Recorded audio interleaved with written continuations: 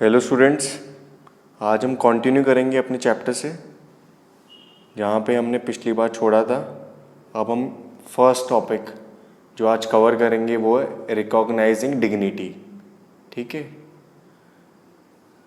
So you have understood by now the caste we are born into, the religion we practice, the class background we come from, whatever we are, male or female.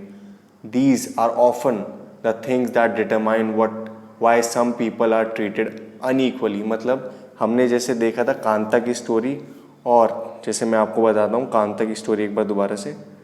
Kanta की story में ऐसा था line वाला system.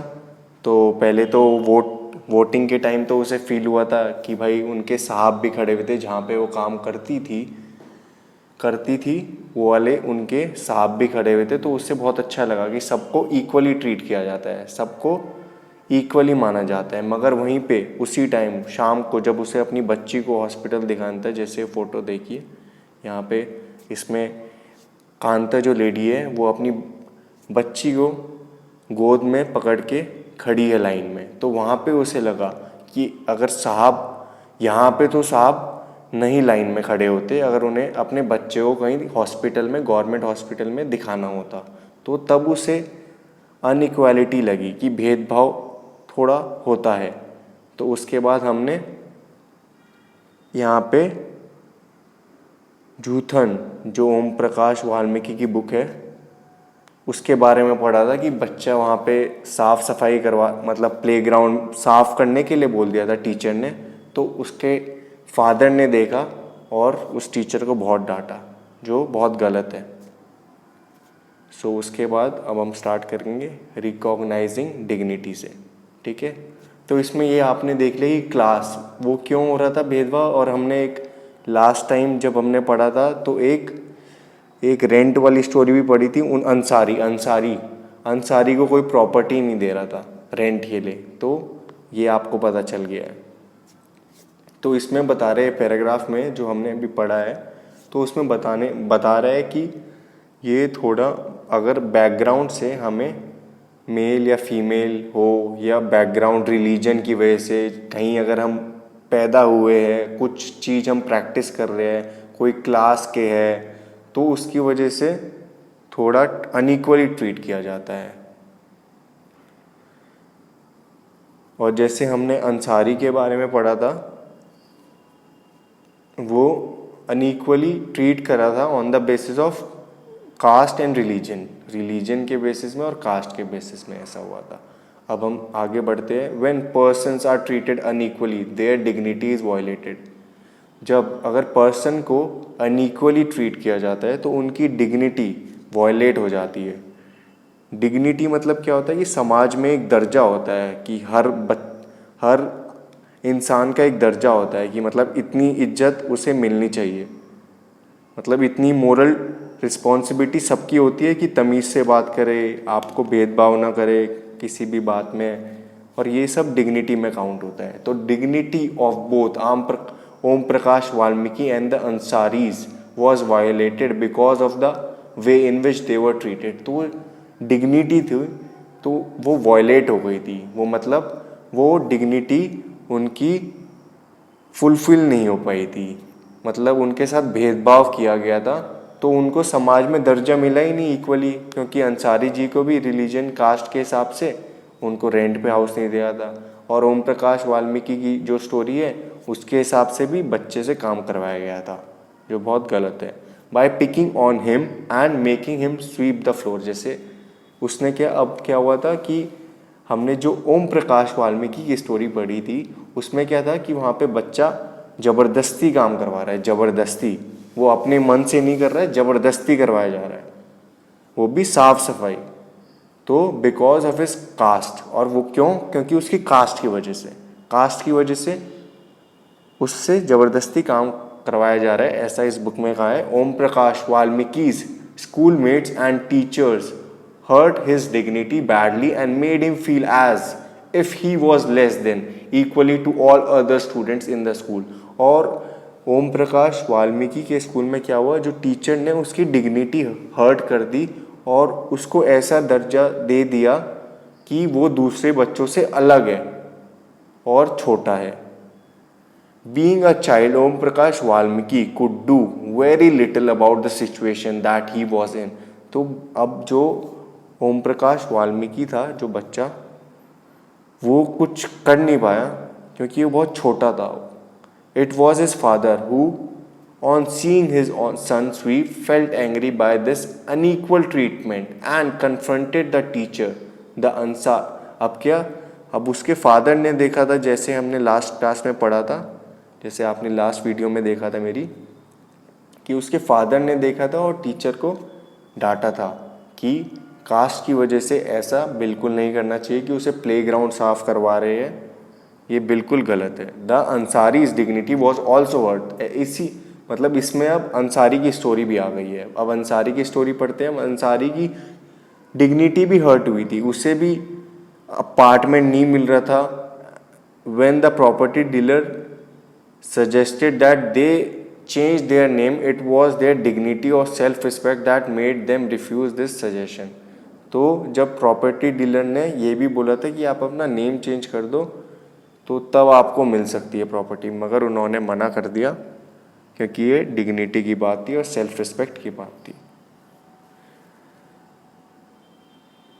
Om Prakash and Ansari do not deserve to be treated like this. They deserve the same respect and dignity as anyone else।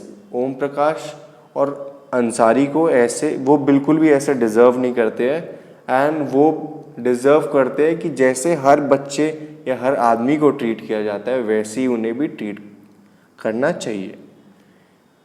ये हमारा topic complete हो गया। अब हम नेक्स्ट टॉपिक में आएंगे। आपको मैं प्रैक्टिकली अप्रोच से पढ़ाऊँगा, इसमें आपको ईज़िली समझ में आएगा और स्टोरी टेलिंग में समझाऊँगा बिल्कुल, इसलिए आसानी से आपको समझ में आ जाएगा।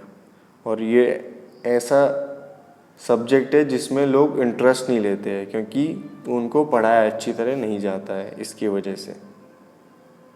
अब पढ़ते हैं हम equality in Indian democracy. The Indian constitution recognises every person as equal. जो इंडियन कॉन्स्टिट्यूशन है, जो हमारा संविधान है, संविधान के हिसाब से सब चलता है कि क्या गलत है, क्या सही है, कब क्या करना है, ये सब संविधान में लिखा हुआ है। जो भी अभी चल रही है रूल्स एंड रेगुलेशन जो भी बन रहे हैं, ये सारे संविधान में लिखे हुए हैं।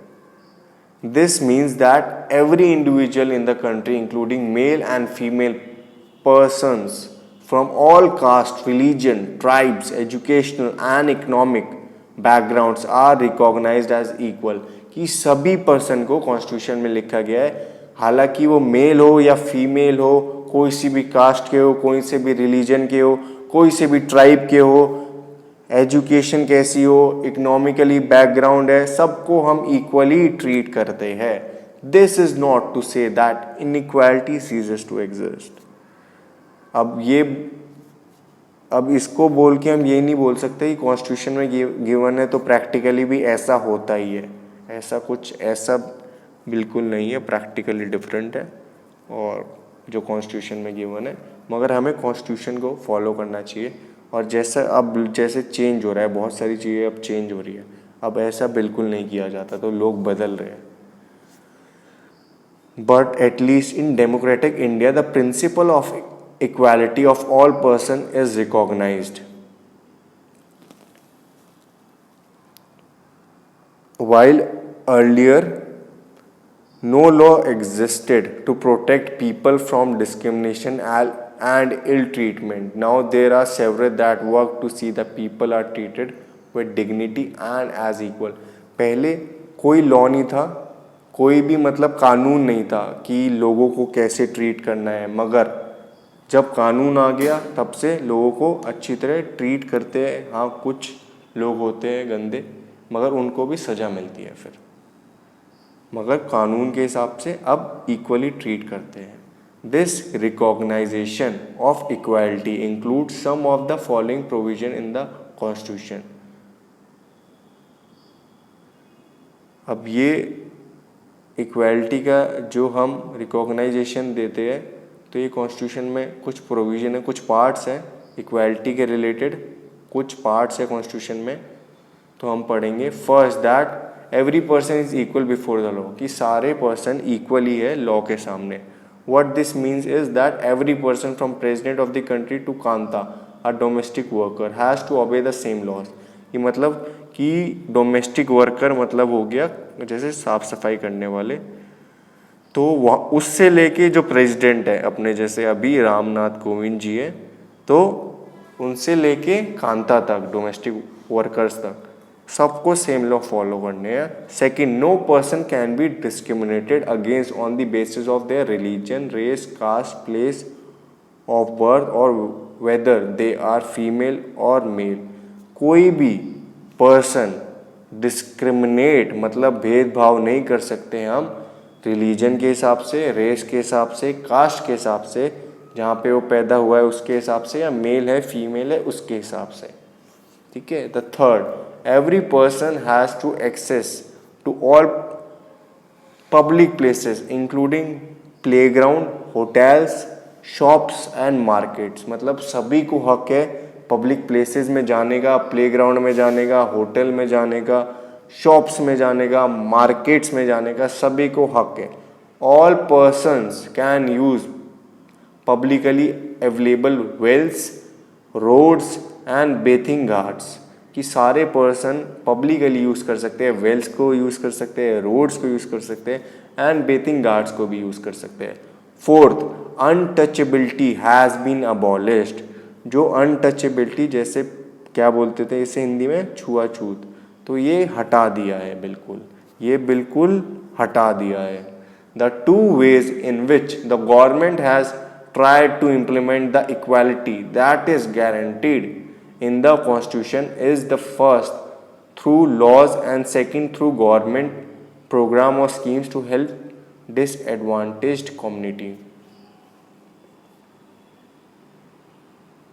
जो लोग गवर्नमेंट ने क्या किया है, गवर्नमेंट क्या करती है इक्वालिटी को हटाने के लिए, एक तो कॉन्स्टिट्यूशन में कानून बनाती है और दूसरा स्कीम्स वगैरह ऐसी लाती है जिससे कोई भी जो डिसएडवांटेज ग्रुप की कम्युनिटी है उसको हेल्प कर सकते हैं.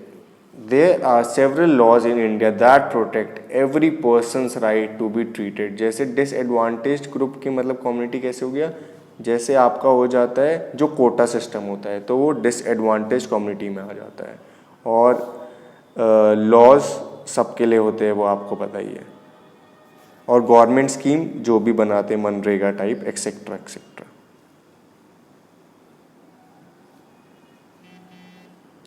And there are several laws in India that protect every person's right to be treated equally.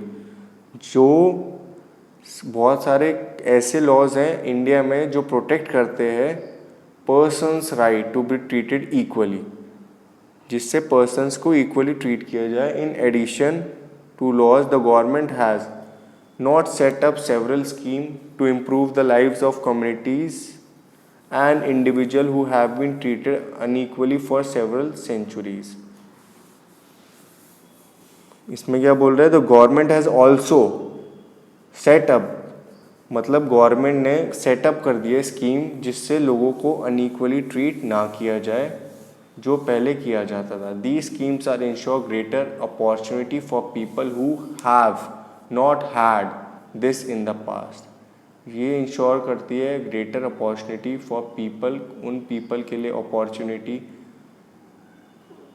Provide करती है who have not had this in the past, जो जिनको ऐसा नहीं हुआ हो.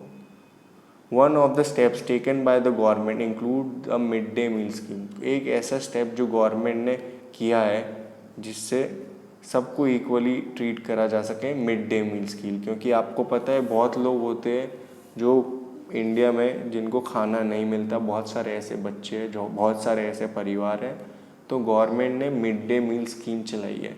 This refers to the program introduced in all government elementary school to provide children with cooked lunch. इसमें elementary school जो छोटे स्कूल्स हैं, छोटे बच्चों के स्कूल्स हैं एलिमेंट्री, वहाँ पे चिल्ड्रन को कुक्ड लंच दिया जाता है. तमिलनाडु पहली ऐसी स्टेट थी जिसने ये स्कीम लॉन्च करी थी 2001 में. फिर सुप्रीम कोर्ट ने गवर्नमेंट को, स्टेट गवर्नमेंट को बोला कि आपको 6 मंथ में ये प्रोग्राम स्टार्ट करना है। The program has had many positive effects. अब बहुत सारा पॉजिटिव इफ़ेक्ट्स आया इसकी वजह से। These include the fact that more poor children had began enrolling and regularly attending school. अब इसकी वजह से क्या हुआ, गवर्नमेंट ने क्या किया कि खाने का हेल्प करी और उसकी वजह से बहुत सारे पुअर बच्चे एनरोल हो गए स्कूल में और हर रोज आने लगे। Teachers reported that earlier children would often go home for lunch and then not return to school, but now with midday meal being provided in school their attendance has improved। पहले क्या होता था कि बच्चे चले जाते थे आधे दिन में और स्कूल वापस नहीं आते थे, लंच करने चले जाते थे फिर स्कूल नहीं आते थे वापस। तो अब टीचर्स बोल रहे कि इसकी जो मिड डे मील की स्कीम की वजह से अब बच्चे स्कूल की अटेंडेंस अच्छी तरह प्रेजेंट हो रहे हैं और अटेंडेंस उनकी फुल मार्क की जा रही है।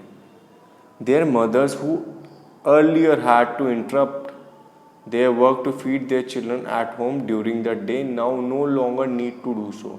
अब क्या होता है, जो पहले क्या होता था कि जो मदर थी जैसे काम करती है दिहाड़ी में मदर वगैरह बहुत लोगों की, तो क्या होता है उधर उसमें वो दिन में अपना काम छोड़ के बच्चों के लिए लंच बनाती थी। तो इस प्रोग्राम की वजह से अब उन्हें लंच नहीं बनाना पड़ता और अपनी मजदूरी नहीं छोड़नी पड़ती।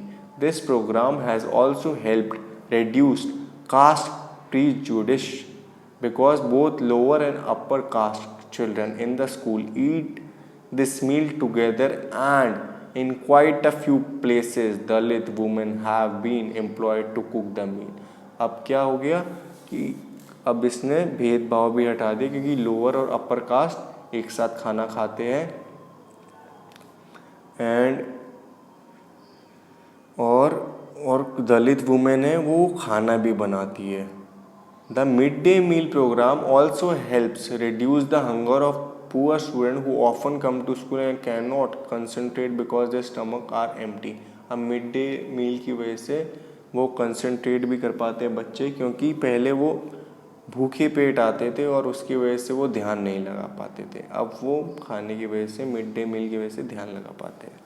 While government programs play an important role in increasing equality of opportunity, there is much that still need to be done. While the midday meal program has helped increase the कि government इसमें क्या है, government programme ने बहुत important role play करा equality provide करने में और बढ़ाने में।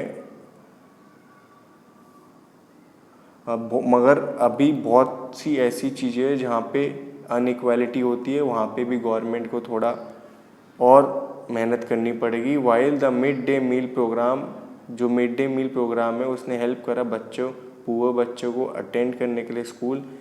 अब there continues to be a big difference in a country between school that the rich attend and those the poor attend. अब यहाँ पे ऐसा है इंडिया में कि अभी भी डिफरेंस है कि यहाँ पे हमारी कंट्री में कि यहाँ पे रिच बच्चे के स्कूल जो अटेंड करते हैं एंड जो पुअर बच्चे अटेंड करते हैं वो डिफरेंट है। Even today there are several school in the country in which Dalit children like Om Prakash Valmiki are discriminated. यहाँ इंडिया में ऐसे भी कुछ स्कूल है जहाँ पे ओम प्रकाश वाल्मीकि जैसे बच्चों को अनइक्वली ट्रीट किया जाता है। These childrens are force to into unequal situation in which their dignity is not respected. This is because people refuse to think of them as equal even though the law requires it. मतलब कानून बोलता है उन्हें equally treat करने के लिए मगर उन्हें अनइक्वल ट्रीट किया जाता है। One of the main reasons for this is the attitude change very slowly। अब इसका क्या है कि एटीट्यूड जो है वो धीरे धीरे चेंज होता है। Even though persons are aware that discrimination is against the law, persons aware है कि डिस्क्रिमिनेशन अगेंस्ट द लॉ है, लॉ के खिलाफ है, कानून के खिलाफ है जो भेदभाव करते हैं। They continue to treat people unequally on the basis of their caste, religion, disability, economic status and because they are women. मगर फिर भी लोग ट्रीट करते हैं अनइक्वली, इकोनॉमिकली स्टेटस उन लोगों को रिलीजन की वजह से, डिसेबिलिटी की वजह से एंड वुमेन की वजह से. It is only when people begin to believe that no one is inferior and that every person deserves to be treated with dignity, जब लोग मानेंगे कि सभी इक्वल है एंड किसी को भी अनइक्वली ट्रीटेड नहीं करना चाहिए और सबको डिग्निटी प्रोवाइड करनी चाहिए, मतलब सबको रिस्पेक्ट करनी चाहिए. The present attitude can change. ये प्रेजेंट एटीट्यूड है, अगर हम सबको इज्जत देंगे और सबको अच्छी तरह तमीज़ से रिस्पेक्ट करेंगे तो ये फिर चेंज हो जाएगा हमारा attitude. Establishing equality in a democratic society is a continuous struggle and one in which individual as well as various communities in India contribute to you, and you will read more about this in the book. अब आप और पढ़ेंगे equality in democratic society में. ये अभी भी चलता है, ये स्ट्रगल है इंडिया सोसाइटी में इक्वालिटी. तो हम अब वेरियस कम्युनिटीज़ के बारे में पढ़ेंगे. नेक्स्ट वीडियो मैं वही अपलोड करूँगा स्टूडेंट्स. तो आपको अच्छी तरह ये समझना है एंड इसे जब तक आपको समझ में नहीं आए उसे रिपीट करते रहना, बैक करके देख लेना, क्योंकि अब तो यूट्यूब है, आप बैक भी कर सकते हो, लाइव तो है नहीं. एंड इसे लाइक करना, शेयर करना एंड सब्सक्राइब करना. Thank you students.